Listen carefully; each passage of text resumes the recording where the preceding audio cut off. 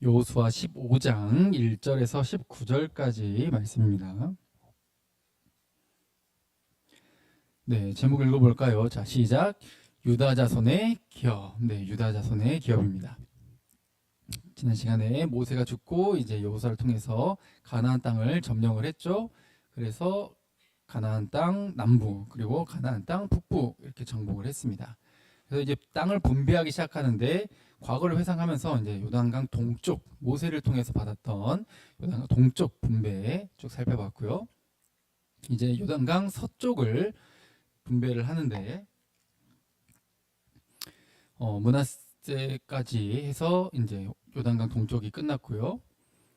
이제 요단 서편 분배하는 데 있어서 하나님의 말씀하신 그대로 그리고 계수 즉 숫자대로 필요한 대로 제비를 뽑아서 본인이 우리가 많으니까 나 좋은 땅 가져갈래 이거 안 된다는 겁니다. 하나님이 정해 주신 대로 하나님의 뜻대로 약속받은 대로 가져가는 겁니다. 이게 제비 뽑는다는 또 상징성이죠. 그래서 이제 처음으로 받는 이 서편의 땅이 유다 지파부터 시작을 합니다. 기록 유다 지파부터 되는데 유다 지파에서도 누가 갈렙이 가장 먼저 땅을 받는다는 겁니다. 왜냐하면 약속을 믿음으로 실천에 옮겼기 때문에 용기를 내어 부딪혔기 때문에 이 땅을 먼저 요구할 수 있었고 그래서 헤브론 땅을 받았다 라고 하는 게 지난 시간 내용이었죠. 오늘은 거기에 이어지는 내용입니다. 지난주 저희 이제 만나 끝나고 나서 저도 집에 가서야 알았는데 좀 엄청난 일이 일어났고 한 주가 생각보다 저 뉴스 보고 막 이런다고 시간이 되게 빨리 지나간 것 같아요. 예, 비상계엄이 선포가 됐었죠. 거의 45년 만인가요? 네, 그쵸? 이게 실화인가 싶은 1980년도죠. 광주 사태 그때 이게 처음엔 장난치는 줄 알았어요. 근데 진짜더라고요.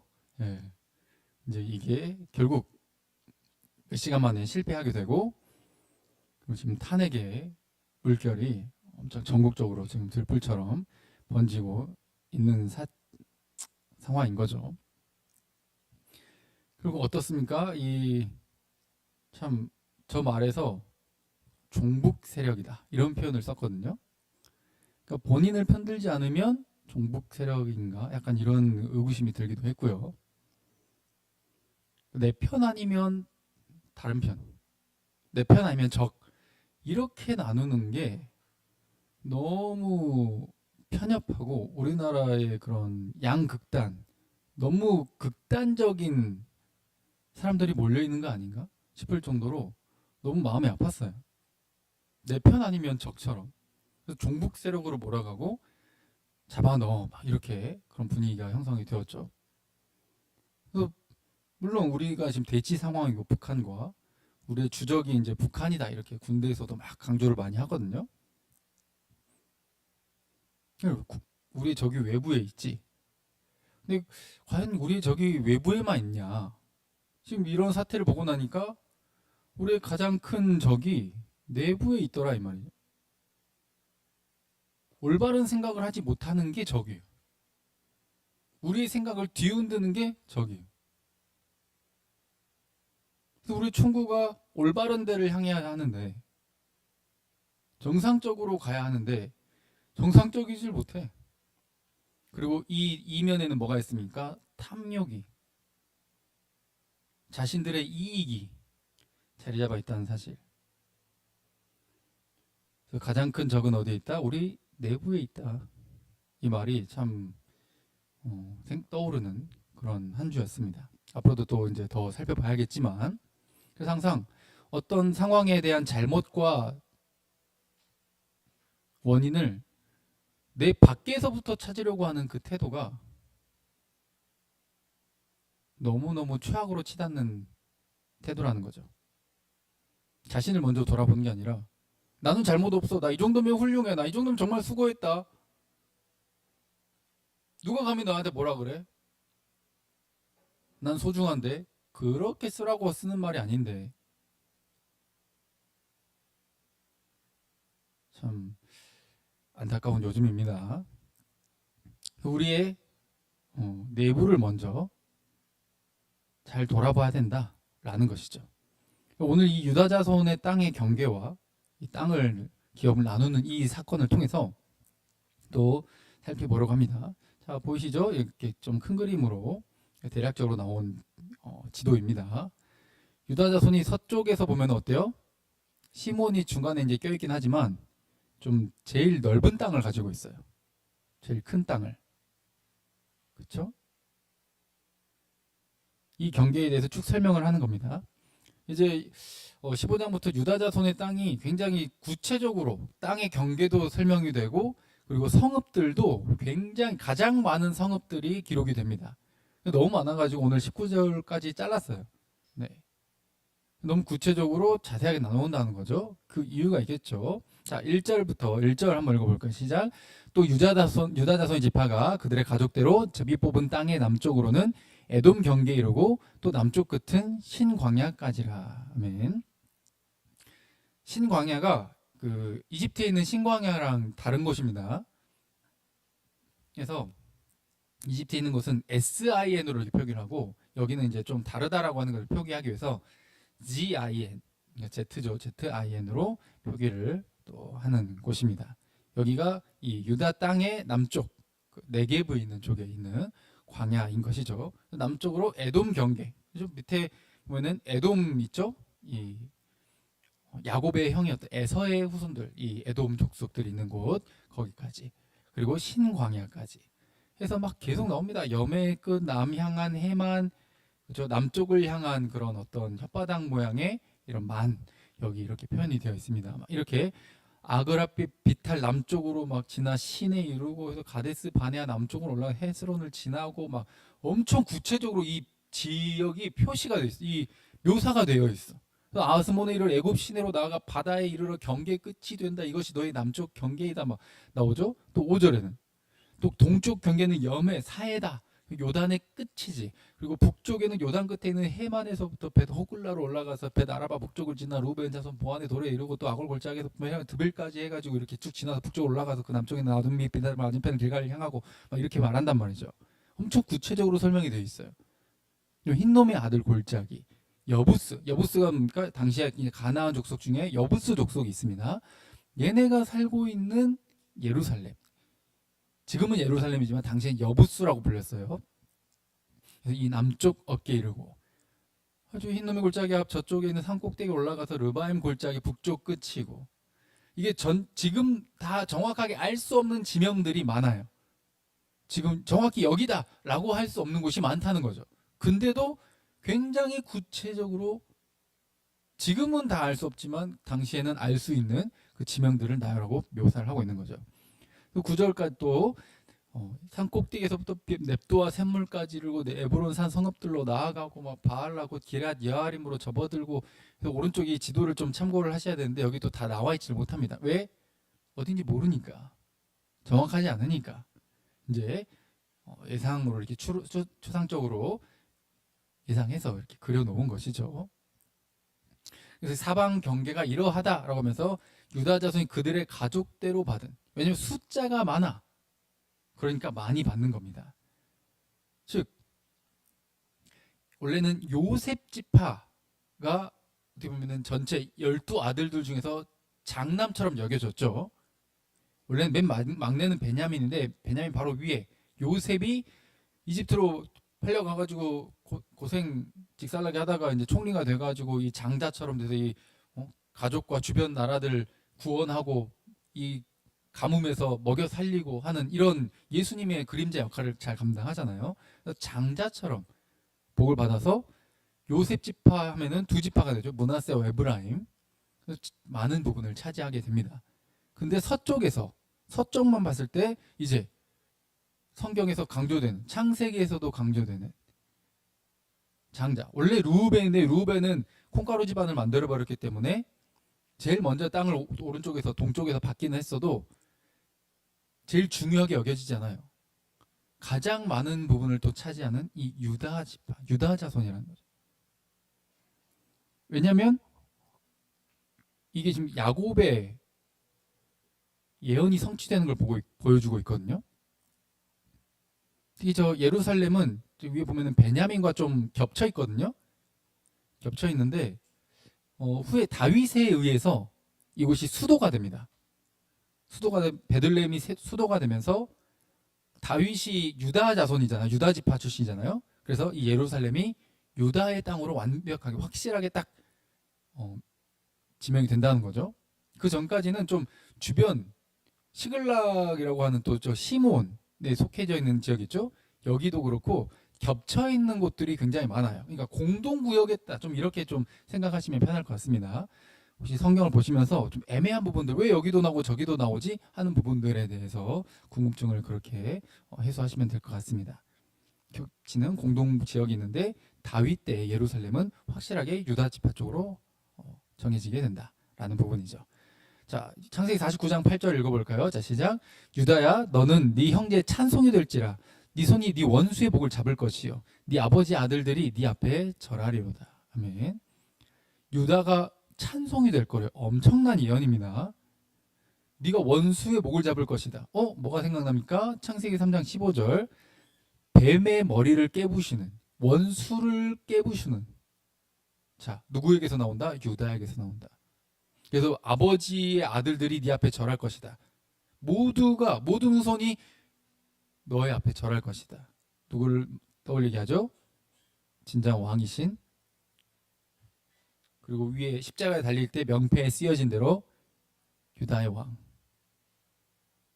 예수 그리스도를 지금 암시하고 있는 거죠. 유다의 후손으로 오시는, 다윗의 자손으로 오시는 예수 그리스도, 그분이 오시기 때문에 어떻다? 가장 많고 가장 큰 세력으로 이렇게 암시를 하고 있다는 것이죠. 근데 이 땅은 그 자체로 좋은 땅은 아니에요. 이 땅들이 여기 보시면 굉장히 큰 중요한 요지들을 다 차지하고 있거든요, 유다가. 그리고 지역이 좀 넓어가지고 땅이 생긴 것도 상태도 다르고 심지어 뭐까지, 기후까지 달라. 기후까지 좀 괜찮은 땅이 있는 반면에 막 엄청 건조한 막 사막 같은 네게브 같은 곳이 있고, 그렇죠? 다양한 곳이 들어가 있어. 그러니까 가장 비옥하고 가장 좋은 땅이냐 했을 때 물음표가 빠바박 뜬단 말이죠. 제일 좋은 땅은 아니에요. 보시면 어때요? 좋아 보입니까? 저게 또 브엘셰바라는 곳입니다. 브엘셰바. 창세기 나오는 우물, 맹세의 우물이 있는 그 브엘셰바예요. 근데 막 좋아 보이지 않아. 뭐 이거 사막이야 뭐야? 맨 땅이야 그냥. 그러니까 이게 좋은 땅 맞나 싶은 땅인 거죠. 근데 이 땅이 또 괜찮아 보이고 좀 넓은 땅인 것처럼 보였을지는 모르지만 여전히 또 뭐가 남아있어요? 전쟁이 남아있는 곳이. 이 전쟁은 누구랑 하냐? 이 아낙 자손이랑 해야 되는 거죠. 지금 갈렙이 아낙 자손이랑 싸워야 되는 게 남아있다 그랬죠? 이 땅을 내게 주옵소서, 이 산지를 내게 주옵소서라고 했을 때 아낙 자손을 물리쳐놓고 한 소리가 아니라 이제 쟤네들한테 내가 가서 싸울 거니까 주십시오. 쟤들 내 밥입니다 라고 믿음의 선포를 한 게 지난 시간이잖아요. 근데 여기가 어때요? 아직 아낙 자손이 남아있어. 그리고 뭐가 남아있어요? 강력한 우상 숭배 문화가, 강력한, 우리로 치면 강력한 유혹의 문화가, 쾌락의 문화가, 돈의 문화가, 세상의 가치의 문화가, 내 이익을 추구하는 문화가 가득한 것이.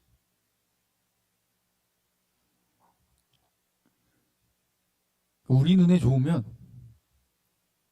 남들 눈에도 좋고, 좋은 땅은 강력한 애들이 차지하고 있단 말이에요. 그러니까 전체 땅이 다양한데 좋은 곳은 강력한 우상숭배와 이 안악자손 거인 족속들이 있고, 나머지는 막 메말라가지고 너무 그냥 이게 뭐야 싶은 땅이에요. 이게 뭘 의미를 할까? 하나님이 주신 땅이라는 거, 하나님이 주신 땅.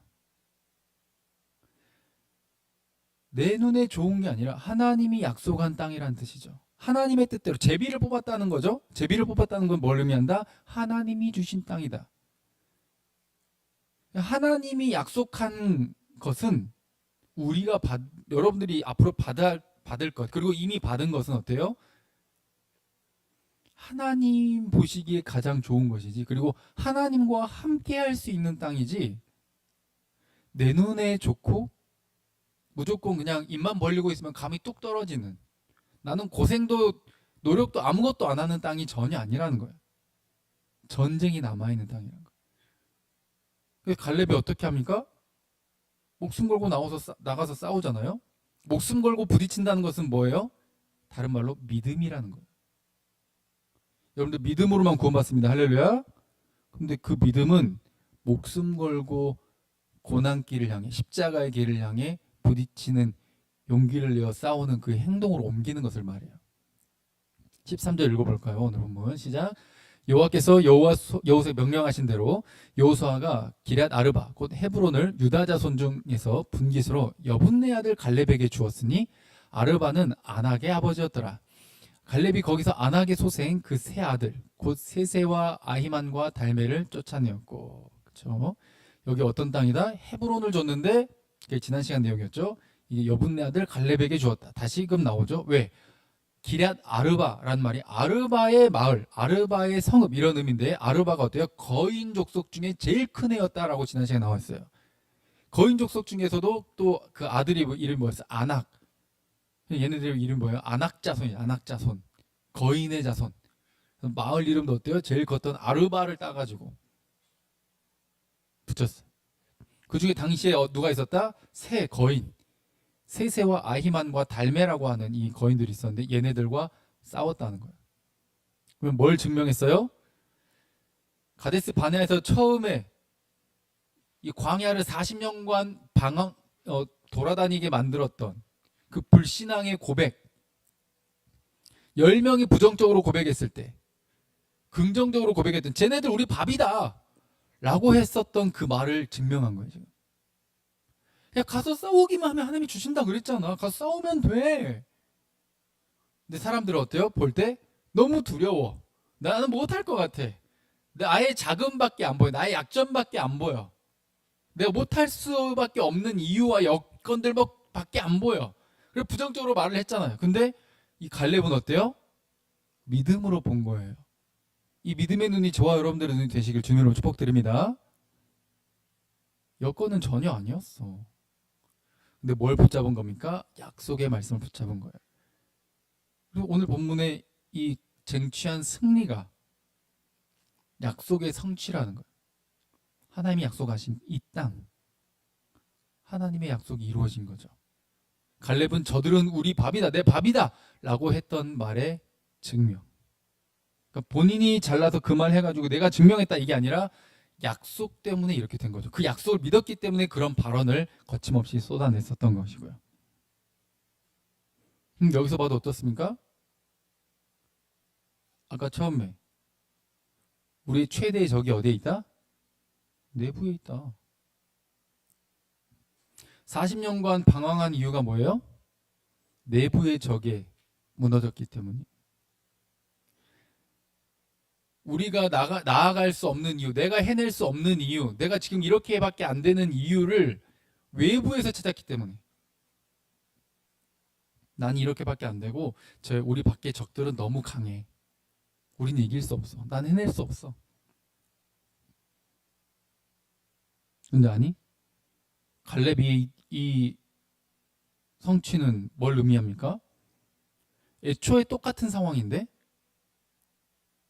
애초에 똑같은 상황이잖아. 적들이 거인 있는 거 똑같잖아. 뭐만 바뀌었어? 약속을 붙잡는 믿음으로써 우리의 내부에서 원인을 찾았다는 거예요. 믿음이 없는 게 적이고 믿음이 있는 게 승리의 요인인 거예요. 그걸 증명해 보인 거죠. 그래서 하나님의 사람들은 약속을 믿고 나아갔을 때 우리 내부에 곧 믿음대로 살지 못하게 만들고 믿음을 갖지 못하게 만드는 그것을 가장 경계해야 되는 것이지, 외부의 상황이 어떻고 시대가 어떻고 내 외모가 어떻고 내 실력이 어떻고 내 학벌이 어떻고 내 가정 배경이 어떻고 내 지금 재산이 어떻고 이거 아무런 문제가 되지 않는다 이 말이에요.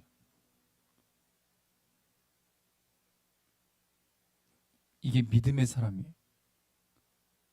저와 여러분들 이 땅의 교회들이 믿음을 갖지 못하게 만드는 그것을 가장 경계하는, 그래서 우리의 내부를 가장 튼튼하게 건강하게 믿음으로 세워나가는 저와 여러분들 되길 주님의 이름으로 축복드립니다. 이게 차지해서 누릴 수 있는 길이 된다는 것이죠. 그래서 15절 또 읽어볼까요? 시작. 거기서 올라가서 드빌 주민을 쳤는데 드빌의 본 이름은 기럇세벨이라. 갈렙이 말하기를 기럇세벨을 쳐서 그것을 점령한 자에게는 내가 내 딸 악사를 아내로 주리라 하였더니 갈렙이 아우 그나스의 아들인 온니엘이 그것을 점령함으로 갈렙이 자기 딸 악사를 그에게 아내로 주었더라. 아멘. 그렇죠? 또 동화에서나 볼 법한 그런 이야기가 나오죠. 이것을 차지한 자에게 내 딸을 주겠다. 와우. 기럇세벨이라는 곳을 가게 됩니다. 이게 드빌이라는 곳인데 원래 이름이 기럇세벨이에요. 그러니까 기럇 아르바가 뭐야? 아르바의 마을이었으니까 기럇세벨은 뭐겠어요? 세벨의 마을이겠지. 세벨이 뭐냐? 책이란 뜻이에요. 책. 그러니까 도서관이 있었나 봐. 근데 거의 그 역할을 감당하는, 당시에 뭐 지금처럼 막 인쇄술이 발달하거나 이런 게 아니니까 어떤 중요한 기록과 문헌이 있는 마을이지 않았을까, 이제 이렇게 추측할 정도입니다. 그냥 그런 의미의 마을이에요. 자, 이곳을 치러 갑니다. 갈렙이 가는데 이곳을 점령하는 자에게 내가 내 딸 악사를 아내로 주겠다. 다른 말은 악사가 또 굉장한 그런 남자들이 또 원하는, 또 이 갈렙이 중요한 땅을 먼저 받았잖아요. 그러니까 또 욕심낼 만한 그런 상황이었던 것 같아요. 이것을 점령한 자에게 딸을 아내로 준다고 하니까, 근데 이것을 가서 점령하려면 뭐가 필요합니까? 용기가 필요해요. 믿음이 필요하다 이 말이지. 다른 말로 하나님의 약속을 믿고 믿음으로 나아가는 자가 그것을 차지해서 얻게 된다라고 하는 이 원리를 사위를 얻는데도 똑같이 적용을 해요. 믿음은 입 벌리고 가만히 있는 게, 기도만 하고 가만히 있는 게, 내일 시험 잘 보게 해주세요라고 기도만 하고 아무것도 안 하는 게 믿음이 아니라는 걸 지금 보여주고 있는 거예요. 시험 잘 보고 싶어? 공부하세요. 결혼하고 싶어? 노력하세요. 취업하고 싶어? 노력하세요. 움직이세요. 믿음을 가지고 기도하면서. 뭐가 부족해? 부족한 그것을 기도하세요. 하나님께 구하세요. 필요한 것을 채우신 하나님을 믿으세요. 믿음으로 나아가는 자가 약속을 누린다라는 걸 보여주고 있어요. 저 땅을 점령하는 건 하나님의 뜻이야. 하나님의 약속이지. 과연 그것을 믿음으로 먼저 나아갈 수 있는 자가 누구냐라는 거죠. 근데 그 중에 누구예요? 갈렙의 아우 그나스의 아들 온니엘. 조카입니다. 조카 온니엘이 그걸 점령함으로 딸 악사를 아내로 얻게 됩니다. 이게 이제 좀 말이 애매한 부분이, 아들이란 말이 자손으로도 번역이 될 수 있기 때문에 갈렙의 아우 그나스의 아들. 근데 그나스가 사실 조상들 중에 그나스라는 애가 있거든요. 그러니까 갈렙의 아우 온니엘인지, 아니면 그나스가 갈렙의 아우 중에 한 명 있는지, 이렇게 둘 다 번역이 가능해요. 그래서 이게 말이 많았는데, 만약 온니엘이 갈렙의 동생이다 그래버리면 이제 삼촌 관계이기 때문에, 근데 삼촌 관계는 율법에 이미 근친으로 금지를 시켜놨기 때문에 율법을 어기게 되는 거잖아요. 그래서 번역이 어떻게 된다는 거죠? 조카일 것이다. 당시에는 이제 사촌 관계가 결혼이 가능한 관계였기 때문에 저렇게 조카 관계로 해석을 하시면 되겠습니다. 조카에게 결국 준 거죠. 믿음으로 나아간. 특히 이 온니엘이 또 나중에 사사기의 첫 사사로서 역할을 하게 됩니다. 민족을 구해내는. 그러니까 굉장한 인물이죠. 바로 이런 믿음의 사람, 용기의 인물, 행동하는 자, 민족을 위해서 먼저 뛰어드는 자, 이 자가 약속을 받아 누린다는 겁니다. 그래서 18절에 악사가 이제 결혼을 하죠. 결혼할 때, 곧 출가할 때 그에게 청합니다. 그가 누구냐? 여기가 이제 아버지에게 청하는 게 아니라 여기 18절에서는 남편이 될 이제 온니엘에게 부탁하는 거죠. 뭐를 달라고 하자? 아버지에게 밭을 달라고 하자. 이 밭이 뭐냐 했을 때 굉장히 좀 중요한 밭을 달라고 하자는 거죠. 나귀에서 내려서 갈렙이 물어보죠. 결혼 지참금이라고 하는 게 당시 문화에 있었는데, 그래 네가 이제 결혼하는데 이 아비가 너에게 뭘 줄까? 라고 하니까 이 악사가 뭘 달라고 합니까? 자, 19절 읽어보겠습니다. 자, 시작. 이르되 내게 복을 주소서. 아버지께서 나를 네겝 땅으로 보내시오니 샘물도 내게 주소서 하매 갈렙이 윗샘과 아랫샘을 그에게 주었더라. 아멘. 뭐를 달라 나에게? 복을 주소서. 근데 이 복이 뭐였냐? 이 악사가 구하는 복이 뭐였어요? 샘물을 달라는 거예요. 샘물. 나를 어디로 보내기 때문에 네겝 땅. 네겝 땅. 그러니까 네겝 땅이 뭐였어요? 요런 곳이 요런 곳. 엄청 건조한 곳. 뭐가 진짜 중요해? 물이 중요해. 물. 이런 땅 살아야 되잖아 지금. 이 땅을 주겠다고 해가지고 보내면은 그냥 가면 안 되니까 이 여자가 악사가 굉장히 지혜로운 여자죠. 뭘 달라? 샘물을 달라. 그냥 이 땅만 주지 마시고 주변에 있는 중요한 샘물을 우리에게도 주십시오. 이 지역에 가서 우리 잘 살 겁니다. 이 지역 잘 관리할 겁니다. 그리고 우리 번성하고 번영할 겁니다. 하나님 뜻대로 살아갈 겁니다. 그런데 거기에 필요한 것을 주십시오. 라는 거예요. 가장 필요한 것. 그러니까 이게 그냥 좋지 않은 땅 받았다고 딸이라고 해가지고 준 땅이 뭔 네개부 땅이야. 이거 아빠 맞아? 이렇게 하지 않았다는 거지. 안 좋은 땅 받았다고 포기하지 않았다는 거예요. 슬램덩크에서 또 유명한 장면이죠. 포기하는 그 순간이 뭐다? 시합 종료다. 가능성이 있는데도 불구하고 포기하면 이미 끝난 거다. 마음에서 포기한 그 순간, 부정적으로 바라봤던 그 10명의 정탐꾼처럼 내 내부에서 찾지 않고 외부에서만 원인을 찾고 그냥 자포자기 해버린 그런 심정들. 나는 안 돼. 나는 왜 이럴까? 도대체 나는 왜 이것밖에 안 될까? 나는 왜 이런 생각밖에 하지 못할까? 계속해서 그냥 그런 생각만 하고 있는 상태가 이미 끝났다는 거예요. 근데 악사는 그러지 않았어요. 환경 탓을 하지 않았어요. 그래요. 이런 환경을 나에게 주신 것은 제비를 뽑아서, 그리고 하나님의 뜻대로 나에게 주신 것이니 하나님의 뜻이 있을 거야. 라고 해서 이 환경을 탓한 게 아니라 이런 환경을 주신 이유가 뭘까? 이런 환경에서 주님의 나라와 뜻을 이룰 수 있도록 필요한 것을 주시옵소서. 할렐루야. 말도 안 되는 상황 같지만 그 상황을 내게 허락하신 이유가 뭔가요? 하나님의 뜻을 알 수 있도록, 하나님의 뜻을 이룰 수 있도록 나에게 필요한 것, 내게 복을 주세요. 라고 기도했다는 거예요. 그래서 이 악사가 두고두고 성경에서 지혜로운 여자, 원래 여자 이름이 잘 기록 안 된다고 말씀드렸습니다. 근데 성경에 기록된 이 여자 이름 중에 악사, 지혜로운 여자. 우와. 여러분들 여기에 있는 또 여성분들, 이런 지혜로운 여성들이 되시길 축복드리고, 우리 남성분들은 또 이런 지혜로운 여성을 아내로 맞이하시길 주님으로 축복드립니다. 네, 전 성공했다고 말씀드리겠습니다. 네, 전 그렇게 믿어요. 그리고 복을 달라 이렇게 했는데, 이거는 그냥 욕심을 구한 게 아니에요. 와, 이거 땅만 구한 게 아니라 막 물 있는, 우물 있는 이 샘물까지도 구하네. 욕심쟁이. 와, 악사 진짜 욕심쟁이다. 지혜로운 게 아니라 진짜 욕심쟁이야. 이게 아니라는, 과한 탐욕을 부린 게 아니라 뭐다? 필요한 것을 구했다. 하나님의 말씀을 이루기 위해, 하나님의 뜻을 이루기 위해 우리를 왜 부르셨습니까? 세계를 선교하라고. 우리 다음 세대 크로스로브, 다음 세대를 위해 헌신하라고. 근데 나는 이렇고 저렇고 이래서 저렇고 바쁘고 힘들고 약하고 건강 안 좋고 시간 없고, 갖은 핑계를 외부에서 찾고 있는 그 상태가 아니라 어때요? 뭐가 부족해? 생각의 힘이 약해? 생각의 힘을 구하세요.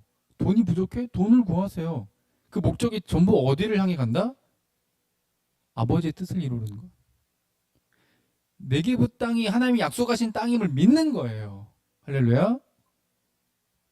사막 같은 땅이라고 불평이 아니라 이것을 주신 이유가 있다는 것을 믿는 거예요. 이곳에서도 번성하게 하실 것을 믿는 거예요. 이것을 하나님이 허락하셨으니까. 이런 환경을, 이런 결과를 나에게 주신 이유가 있을 거라고 믿는 거예요. 그러면 이 상황에서 잘 해낼 수 있도록 필요한 것을 하나님께 구하는 거예요. 건강을 필요하면 구하는 겁니다. 돈을 필요하면 구하는 겁니다. 만남을 필요하면 구하는 거예요. 생각과 여러 가지 마음과 정신의 힘을 필요하면 구하는 거예요. 약한 부분을 구하는 거예요. 내게 없는 걸 구하는 거예요. 네게브 땅에서 없는 게 물이잖아. 그러니까 물을 구하잖아요. 우리 삶 속에서 하나님의 뜻대로 살아가기 위해서 몸부림치고 실행으로 옮겨야 되는데 거기에 하지 못하게 막는 것, 그 약점, 부족한 부분이 뭐예요? 그럼 그걸 기도하라고요. 그게 기도 제목이에요. 우리 인생에서 가장 필요한 게 뭡니까? 영생입니다. 할렐루야. 우리 삶 속에 모든 인류 역사상 가장 필요한 게 뭐예요? 예수 그리스도예요. 내게 복을 주옵소서라고 말한다라고 하는 것은 내게 예수 그리스도를 주시옵소서라는 거야. 복음이 뭡니까? 복음은 예수 그리스도입니다. 아멘. 내게 복을 주소서라는 말은 예수를 달라는 거예요. 주님 자신을 달라는 거예요. 주님이 함께 해주셔야 된다는 거예요. 그렇죠? 무엇을 원하느냐? 내게 복을 주소서. 샘물도 내게 주소서. 하나님을 원하는데 나에게 필요한 것 주님이 잘 아시오니 필요한 것까지 다 주시옵소서. 우리 삶에서 우리를 죄를 짓게 만들고 부정적으로 보게 만들고 일어서지 못하게 만들고 내 원인을 내부가 아니라 외부에서 찾게 만드는 이 썩어 빠진 정신 상태를 고칠 수 있게 우리의 삶의 방향성과 태도가 완전히 달라지게 할 수 있는 유일하신 분 예수 그리스도. 우리에게 가장 필요한 분은 예수 그리스도입니다. 그것을 구하는 게 지혜인 거예요. 지혜 없는 자처럼 살지 말고 지혜 있는 자처럼 이 악사처럼 살아가시길 축복드립니다. 말씀 읽어볼까요? 시작. 나를 믿는 자는 성경의 이름과 같이 그 배에서 생수의 강이 흘러나오리라. 아멘. 예수 그리스도를 믿는 자들은 끊임없이 솟아나오는 거예요. 감사와 감격과 기쁨이. 환경은 네개분데 안악자손이 있는데 그대로 정말 부정적으로 볼 수밖에 없는 원인으로 쫙 깔려 있는데 탓하거나 그것 때문에 안 된다라고 포기하지 않고 믿음으로 도전하는 거죠. 기도만 하고 앉아있는 게 아니라 기도했는데 왜 하나님 안 들어줘? 기도해도 소용없구만 있다고 소리를 하는 게 아니라 기도했으면 최선을 다해 움직이는 거예요. 나에게 가장 필요한 게 뭔지, 하나님 나에게 지금 주신 게 무엇인지, 하나님 나에게 무엇을 원하시는지, 내가 어떻게 이것을 일구어서 하나님이 기뻐하시는 것으로 바꿔나가기를 원하시는지, 그것을 이루기 위해서 내게 부족한 게 지금 뭔지, 그걸 기도 제목으로 삼고 열심히 기도하면서 최선을 다해 노력하는 거예요. 그 삶에는 기쁨이 있을 수밖에 없습니다. 채우시는 하나님을 경험할 수밖에 없을 테니까. 내 욕심을 구하고 내 욕심을 이루기 위한 인생의 목적이 아니라 내 욕심을 이루기 위해서 하나님께 기도했는데 안 들어줘. 그래서 기도에 세워놓고만 이게 아니라 안 되는 상황에도 나를 던지신 하나님을 믿고 하나님의 목적을 이루기 위해서 나를 던지며 기도할 때 이루어가신 하나님을 체험할 거라는 거예요. 이게 아직도 안 바뀌었다면 제대로 된 믿음을 갖지 못한 것이고 제대로 된 하나님을 체험하지 못하고 있는 겁니다.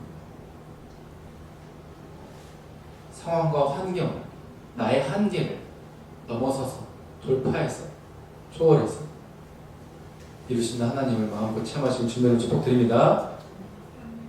여호와를 경외하며 그의 길을 걷는 자마다 뭐가 있도다? 복이 있도다. 여러분들 복을 좀 누렸으면 좋겠어요. 제발 좀. 제가 혹시 잔소리를 하거나 뭐라 한다면 제발 새겨 들으세요. 여러분들이 잘못되기를 바라서 하는 소리가 아니거든요. 여러분들 목사님들도 여러분들 부모님들이 그러하셨듯이 하나님도 마찬가지시죠?